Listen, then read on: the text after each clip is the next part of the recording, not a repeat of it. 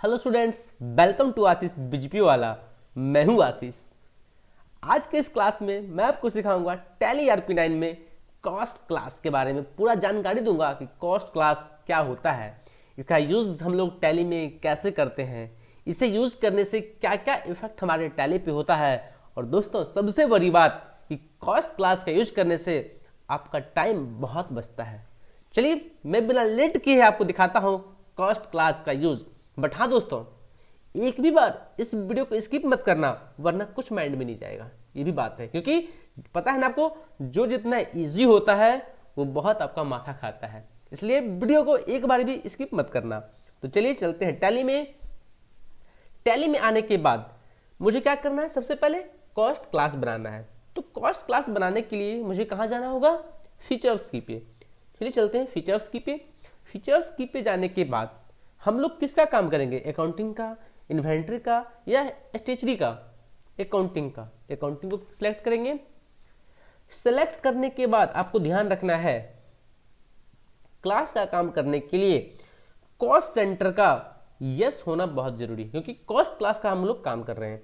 तो cost class का काम करने के लिए कॉस्ट सेंटर का यस होना बहुत जरूरी होता है। इससे यस होने के बाद आप लोग क्या कीजिएगा, use pre defined cost centre allocation in transaction को भी यस कर लीजिएगा। जैसे ही इसे यस कर एंटर कीजिएगा, आपसे पूछेगा क्लास, कैसा क्लास आप बनाना चाहते हैं।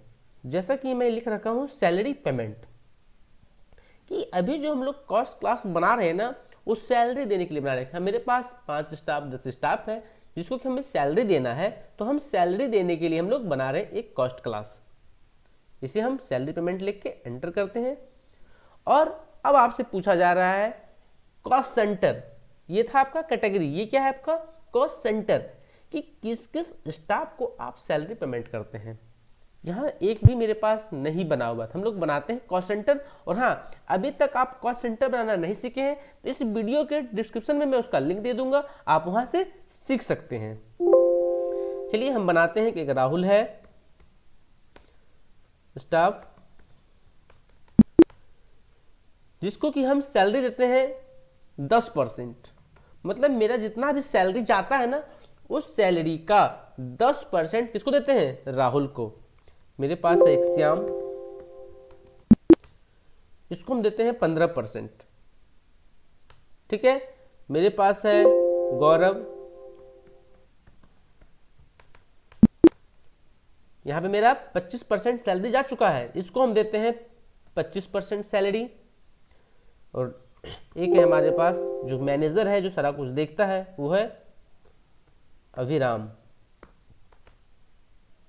इसको हम लोग देते हैं 50%। तो देखिए कि जो भी हमारा सैलरी जाता है, हर मंथ जो हम सैलरी पेमेंट करते हैं ना, उस सैलरी में से राहुल को जाता है सिर्फ और सिर्फ 10%, श्याम को जाता है 15%, गौरव को जाता है 25% और अभिराम को जाता है 50%। यदि आपको याद ना रहे तो आप इसे नोट भी करके कहीं रख सकते हैं कि किसे कितना सैलरी जा रहा है।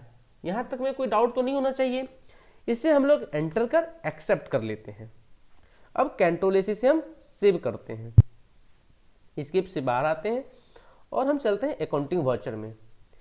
अकाउंटिंग वाउचर में जाने के बाद अब हम लोग क्या करेंगे, सैलरी पेमेंट करते हैं। पेमेंट करने के लिए पेमेंट वाउचर। अब देखिए, पहले से आपको वाउचर में ऐसा नहीं आता था लिखा हुआ कॉस्ट सेंटर / क्लासेस, आता था क्या, नहीं आता था। अब आपसे पूछ रहा है पेमेंट जो आप कर रहे हैं क्या किसी क्लास के अंदर कर रहे हैं या ऐसे ही कर रहे हैं। यदि आप किसी क्लास के अंदर करते हैं तो यहां से क्या ले लीजिएगा आप, सैलरी पेमेंट, क्योंकि मेरा क्लास क्या है, सैलरी पेमेंट। सैलरी पेमेंट ले लेते हैं।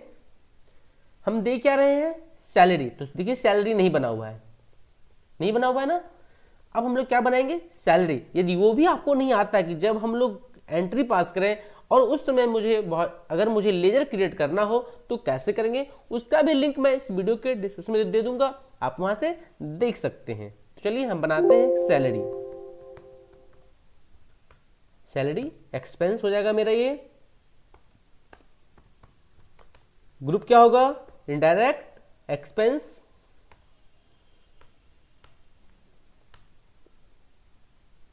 ठीक है।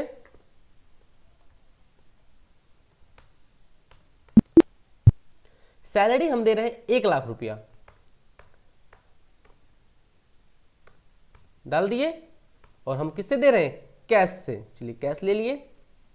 सैलरी हम दे रहे हैं 1 लाख रुपया कैश से।